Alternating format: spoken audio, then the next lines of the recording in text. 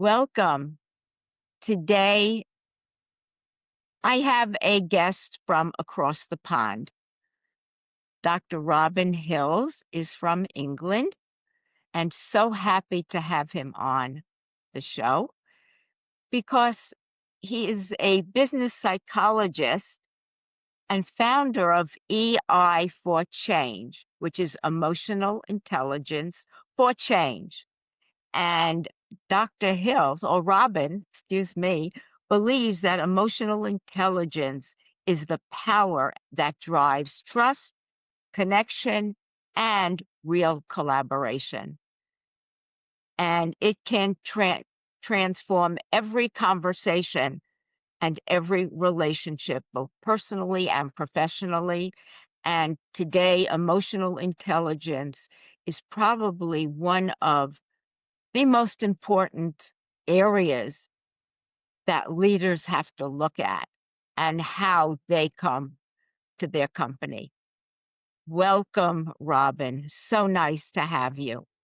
Terry, it's wonderful being on your show. It's taken us a little while to get here, but I'm absolutely delighted we both persevered and here we are. You're right. We did. So, Robin, I love to start with pulling back the curtain a little bit and maybe some of your struggles or challenges and how you fast forward came to emotional intelligence as your area of expertise. Sure. Well, look, I think it's important to say that everybody has challenges. And it's how we present ourselves to the world that is what people will see and what people will interact with. When I started my career, which was, I hasten to say this, but it was back in the very early 80s. Emotional intelligence was just being researched by some of the academics. It wasn't a term anybody was familiar with. And I didn't have any idea that my career would terminate by becoming a specialist in this area.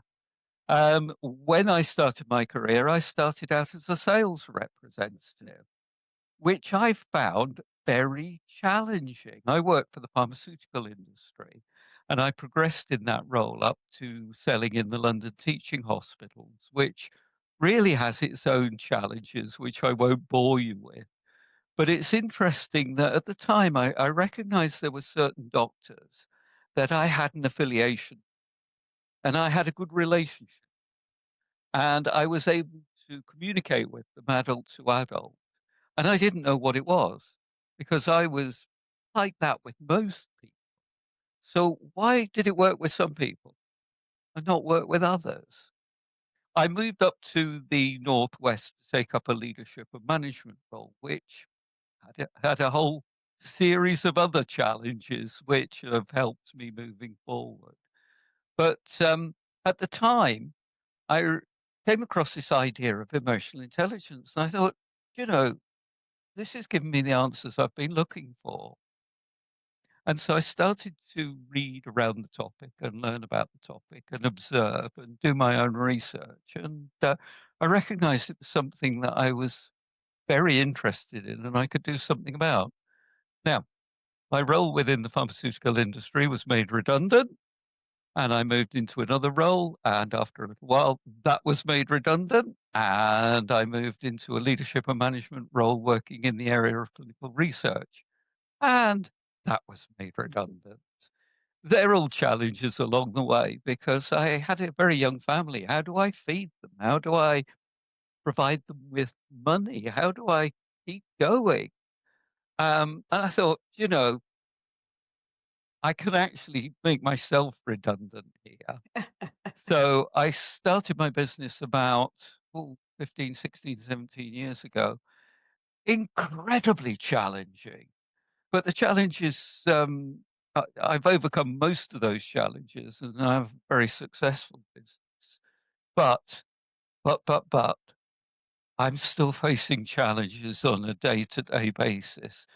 And they're ones that I'm learning to cope and I'm learning to apply my emotional intelligence. Right. Yes. So for those that don't really understand, there's IQ and there's EQ. Everyone has IQ down pat. It's the EQ that in today's world of business and probably even personal, EQ, emotional intelligence, has become extremely important in the business world, in leadership roles, how entrepreneurs, how CEOs, how leaders want to lead their company for success. So, talk to us, please, a little bit for those that might not be that well versed about emotional intelligence. What's the difference between IQ and EQ? And Sure. Emotional intelligence is the difference that makes the difference. You rightly say, as we go up through school, it's our IQ which is being focused on, and we're looking at developing that and building that all the time. And that gets fixed about the age of 17. But once we enter into adulthood, our emotional intelligence becomes a lot more important. And we can look at developing our emotional intelligence. And it's felt that there are infinite opportunities for us to develop our emotional intelligence. And it only really starts to taper off after the age of 70. So we've still got loads of time left in order to develop our emotional intelligence. Well, what is it? Emotional intelligence is the way in which you combine your feelings with your thinking in order to make smart decisions and build up authentic relationships and then take action. It all sounds very simple, but a lot of people don't like the idea of emotions driving themselves forward. And a lot of people feel it's important to suppress emotions. And I think thereby lies the problem, because emotions are not positive, emotions are not negative. Emotions are data. And what we need to do is to learn how to interpret the data and how to manage our reactions to the data. And that's where the intelligence component comes in. How do we utilize this data in order to make good decisions and in order to build up authentic relationships, and then take the action that we need to move ourselves forward? One of the other things that I will say about emotional intelligence is it's not about being nice. It's not about being soft. It's not about being fluffy. It's about being kind. And there are times when you actually have to say the awful things that you don't want to say, because that is the most kind thing to do. And so emotional intelligence means that you really are treating everybody as an individual and doing the best for them rather than doing the best for yourself. yes, agreed. So you are a business psychologist. Do you work for, I mean, you have your own company. Do companies come to you to work with their people? Do individuals come to you to figure out, oh, I'm now in a leadership role, right? And there seems to be a new kid on the block called emotional intelligence, whereby employees are almost demanding, if you will, that leaders start to treat them with kindness, with value, with they want to be seen and heard. All of us want to be seen and heard. And the old days, where leaders were just leaders and you do what I say, isn't cutting it anymore. I don't know. Maybe I'm making it up, but No, no, no, no, no, no, no. It comes from a place of wisdom, Terry. I mean, when I worked, there was no emotional intelligence at all, years ago. Today, it's a different path. So, talk to us about your role and as a business psychologist, how you work with creating change in the world of business. Terry, before I answer that question, I really would like to qualify that my role as a business psychologist has not come through a traditional route. I didn't study psychology when I went to university.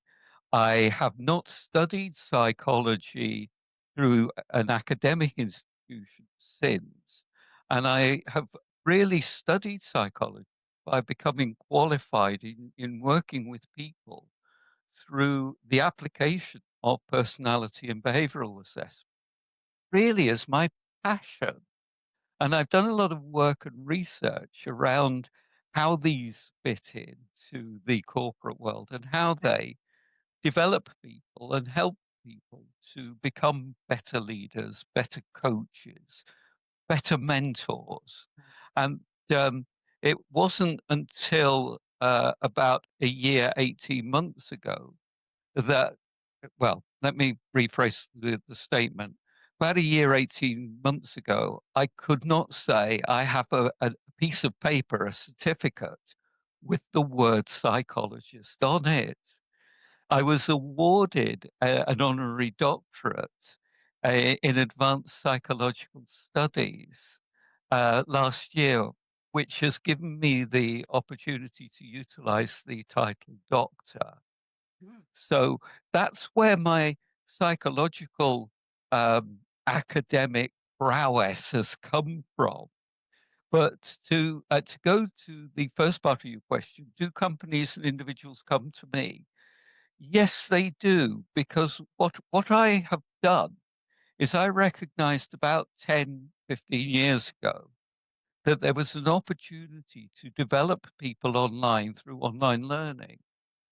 And so I developed a range of courses based on this is what emotional intelligence is, and this is how you apply it in the workplace.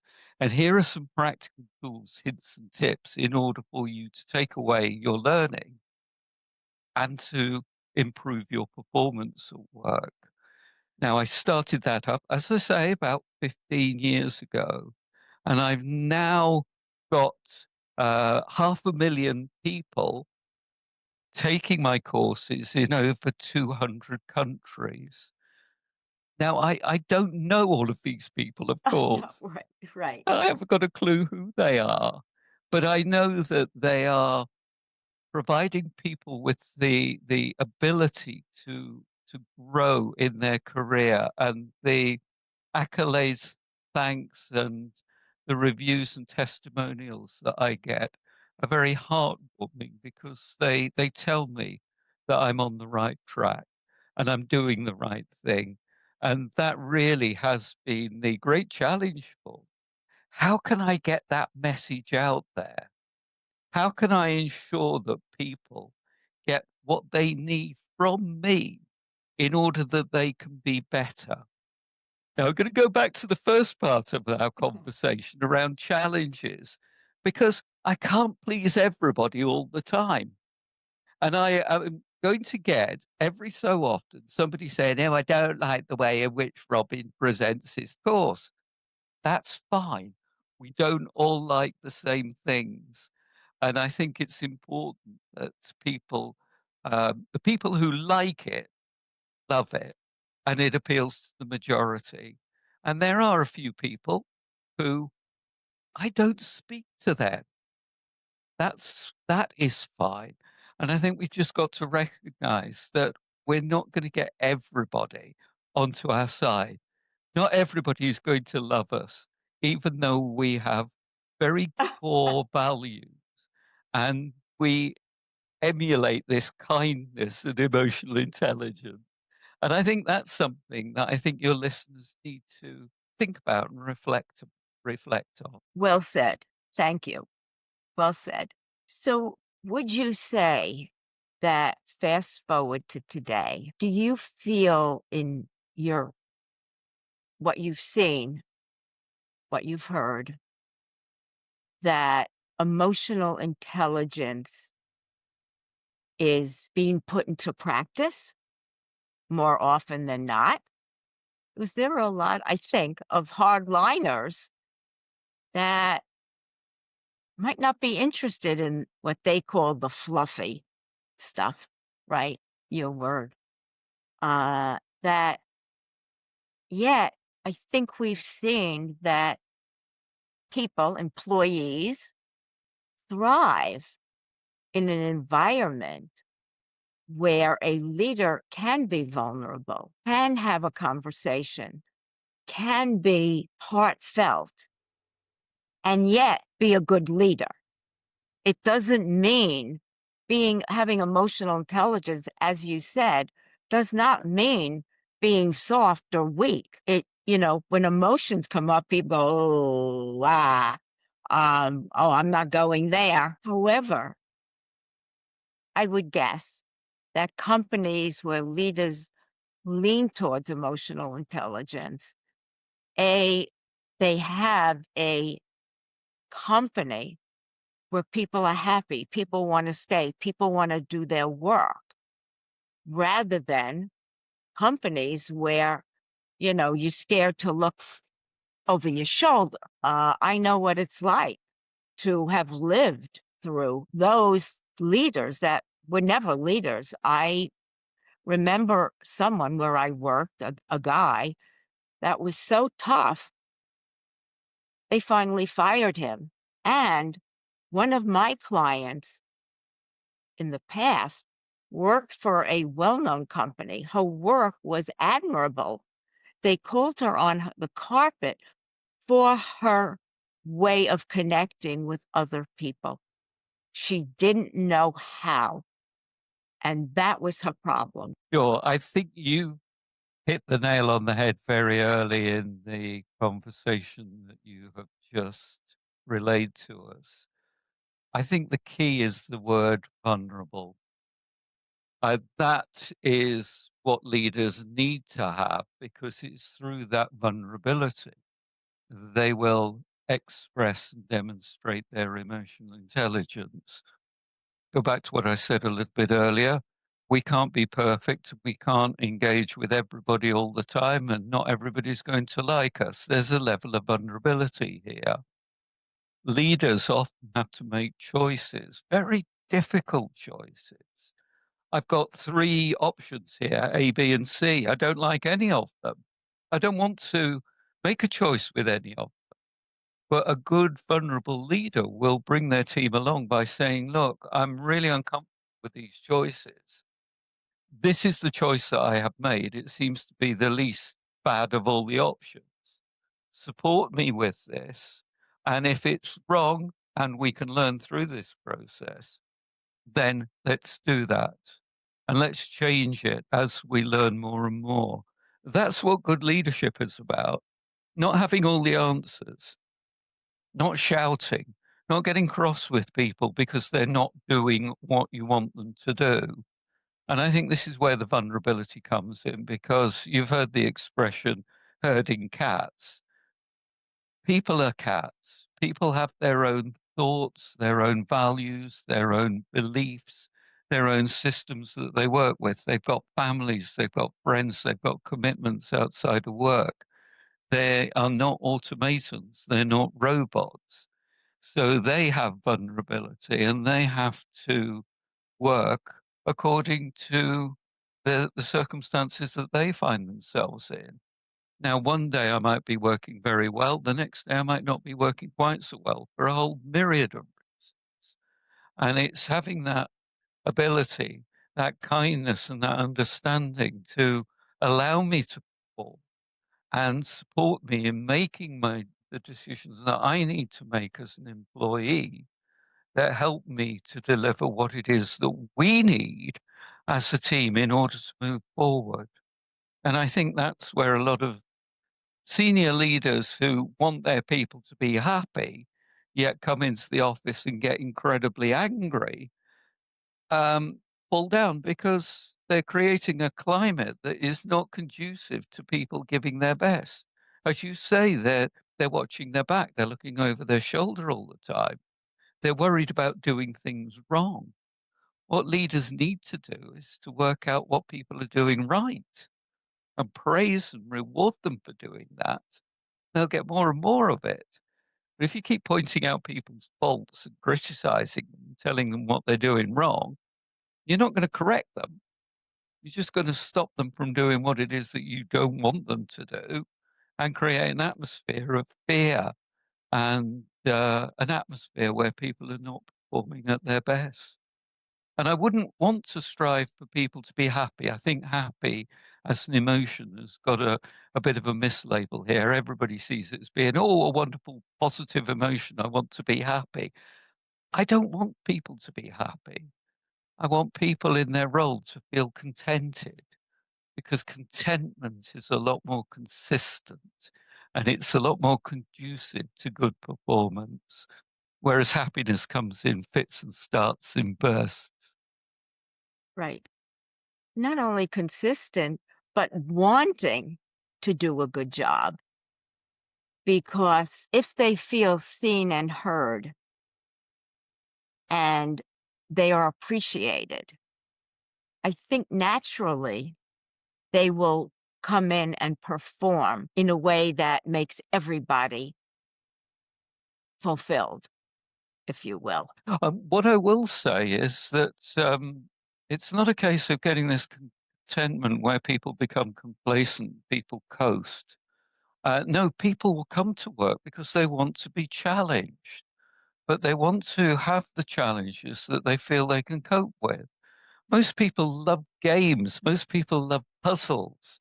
My wife does Wordle every night. So does the rest of the family. I don't. I sit and play other games. I play Mahjong, which I find quite relaxing. But they're challenging. And you get a reward at the end, you know, a little burst of dopamine that keeps you going. And I think this is really what leaders ought to be looking at in terms of the work that they do. Create a gaming environment where people are feeling challenged and they can move from level 17 to level 18 and they get well, they might not get a bag of gold, they might get a bar of chocolate, but whatever it is, they get recognition for having made the grade and move up. Because when you're considering people as pawns within for example, a computer game, when you're at level 18, you're not going to go back to level 6. You may stick at level 18 for a long time, a lot longer than you'd want to, but your focus is on getting to level 19 and level 20 and beyond. And there are going to be people within the organization who are at level 34, and there are going to be people in the organization who are at level 3. You just have to recognize where people are and give them the support and the challenge that they need in order to perform at their best. So when you look at kind of you open the lens a lot, how many companies or leaders are performing with emotional intelligence? There may be some of the old, but are really producing a climate of well-being versus some of the old-time ideas and thoughts about leadership. I can't answer your question, Terry. I think it would be unfair for me to put a figure on Okay. it because I just do not know. I do Yeah. know, I do know that there are still some old style leaders out there who still carry on with their old behaviors. And they do it because it gets them results. It's learnt behavior, and they know that if they scream, shout, and bully, and they're thoroughly obnoxious, then people will do what they need to do, and it'll get them the results that they need. And there are some really good leaders out there, some brilliant leaders that I can learn from. And I can look and say, you know, I'd never thought of it that way before. That is brilliant. One of the things that I will say that will distinguish an emotionally intelligent leader from a leader who's not emotionally intelligent is that if anybody tells me that they are emotionally intelligent, they're not. And you would Good be to know. surprised the number of leaders who tell me how good they are at emotional intelligence. And I think, okay, right, well, let's just look at this. Now, I don't try and trip them up, but it then poses a really interesting question. You and I, Terry, are we emotionally intelligent? Because if we answer no, what on earth are we doing working in this field and helping and supporting people? But if the answer is yes, it's very arrogant, very conceited, and it suggests there's no room for improvement. It depends. There are times when I go into a situation and I make good decisions and build up really good relationships, and I feel really good about everything and come away from that situation thinking, yeah, that worked well. And there are other times when I go into a very similar situation and completely screw up. Why? Because I'm human. I'm human like you. And I just do not get it right sometimes. And okay, yeah, let's learn through that. What did I do wrong? What could I have done better? Love that because at least somebody is stopping and asking that question. It means they're self-aware of, okay, here's the picture. No, nobody's perfect. And the thing is that in a lot of cases, people lead based on their traumas, their own traumas and wounds. So, I mean, we all bring that to life. And if you're a leader and you're leading with that, that's not going to go well, as opposed to being really self-aware of yourself and everything you bring to the party, so to speak. It is. And I think one of the things that I would encourage all leaders to do, and indeed your listeners, is to get rid of this idea, this behavior, this need to blame. If something goes wrong, what is it that you can do to react to that situation in a more positive way? You might not like it, but what are we going to do in terms of blaming people? All we're going to do is to dump our emotions onto them, and they are a repository for our negativity because of something that they did. Now, if they did it deliberately, fine. We have to work around that and we have to stop it from happening and prevent it from happening again. But more often than not, if something's gone wrong, it's not a case of blaming somebody. It's a case of actually then determining what went wrong. Let's see if we can put it right, and let's help the other person to right the wrong.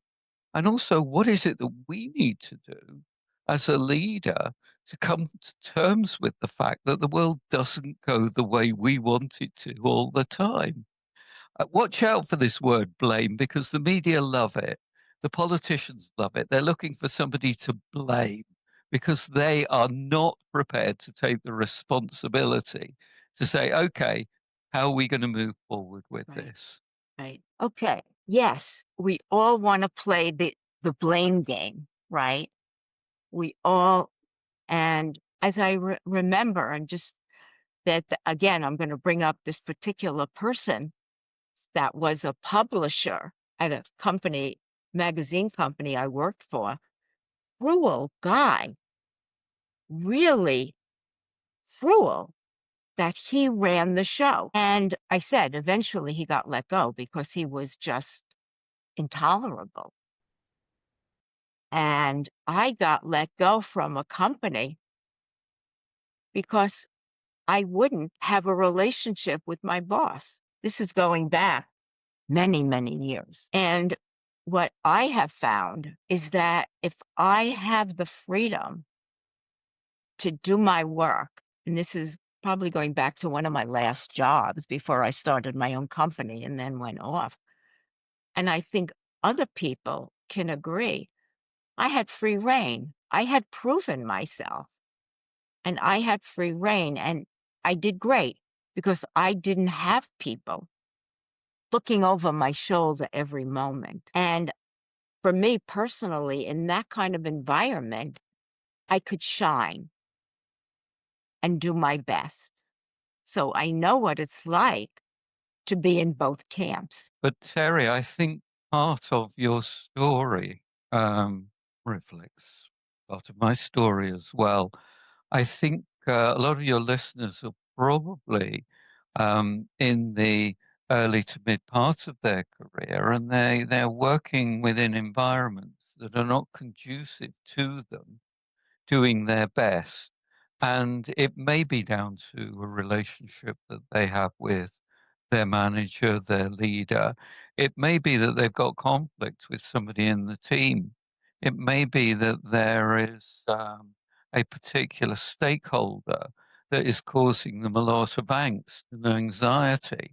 Whatever it is, I think awful as it is as we go through these circumstances and these situations, these are character forming and they enable us to learn and grow from it. And I think the key part is what you mentioned earlier. It's developing this self-awareness and having an understanding of behavior and the impact of your decisions and the impact of your behavior on others and working with that. I have two daughters who are in their mid-30s. They are both wonderful women, and I'm very proud of them. And I'm hoping at some point they will come into my business and take over from me. Yeah, all right, Dad, off you go. You're old enough and grey enough. It's our turn now.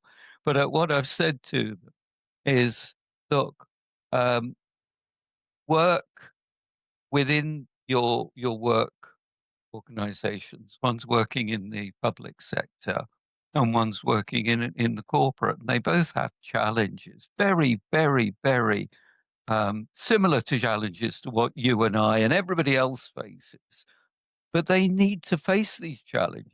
They need to work through them. They need to experience them because then that gives them the ability to mature, to grow, and to become much more professional. So how do we take emotional intelligence? We've just talked about really the business world and flip it into personal relationships. Oh, and that is a very interesting question because I had this conversation yesterday with my eldest daughter, who has some um, very positive challenges with her partner at the moment.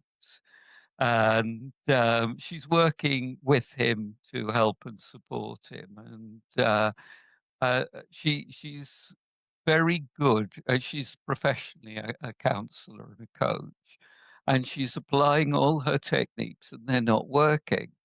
And I have said to her, "Look, here I am. I'm married to your mother. I've been married over 40 years, and we have a very good relationship. But oh crikey, talk about herding cats, herding sheep, you know."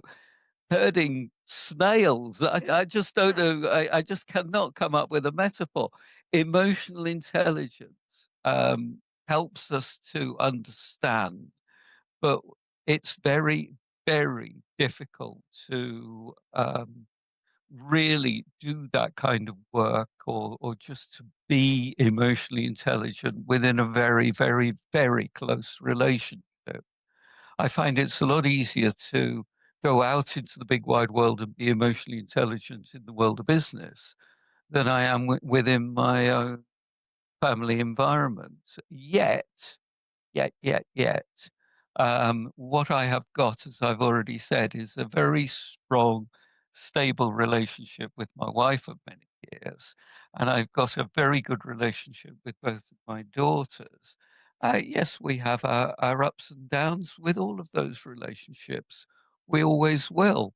But I'm very proud of them. And what they are looking to me for, and they've said this on many occasions, it makes me feel very humble, is they're looking to me for wisdom.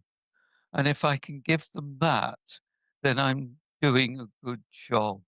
But Uh, I'll just go back to what I say. Emotional intelligence within the home environment is incredibly challenging. So is life.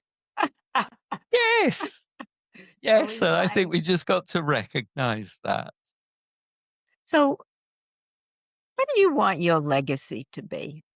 You are creating change and you're doing extraordinary work, and we're having a conversation about creating change and how emotional intelligence really can change the complexion of interaction, of connection, of communication. I want I believe my legacy to a certain extent is already in place, Terry, through the courses that I've got. Those will outlive me.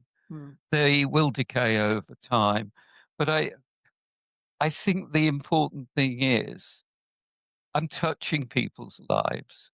I'm making a difference. I'm creating change within people. I don't know what it is. And to a certain extent, I don't need to know. Mm. I don't need to know. If I'm helping one person out there just to do things better and they'll look to back and say, well, I took somebody's course. I can't remember who it was, but it was very, very interesting. And through that, I've learned this, and this is what I've done, and I've developed that way. Or indeed, one of your listeners may go away from here, reflect, and think, there was a lot of truth in that. And it's given me some perspectives I've never thought of before. And they go away from it. And through what you and I are doing and through our conversation, it changes their life. That's a legacy. And I think that's really something that we need to be proud of. Thank you. That's very true. And I love that in our work, I'm a coach, I do the podcast so people can listen to words of wisdom from Dr. Robin Hills and take something away. And so if somebody wanted to get in touch with you, how could they do that? Well, my website is ei4change.com. Now that's ei number 4change.com. And I would encourage your listeners to go and have a look. There are some quizzes on there. There's some free resources. You can sign up for free courses. There are free books. There's a lot of material around emotional intelligence. Have a look at the courses. See if any of the courses will resonate with you. And if anybody wants to get in touch with me, Robin at ei4change.com. Oh, and look for me on LinkedIn. Just put in Robin Hills. I'll come up. I was on LinkedIn very, very early on. So I've got the URL with Robin Hills and no numbers. Great. Robin, thank you so much for this very inspiring and informative conversation around emotional intelligence. People think, well, maybe not so much today, but there are people, emotional intelligence, everything else. How can it serve me? And I think today you have certainly answered that question. Thank you so much for being a guest. It really is inspiring, and you are making a difference and an impact and creating change. So thank Thank you. you, Terry. Thank Thank you. you. It's been wonderful. Thank you. Thank you.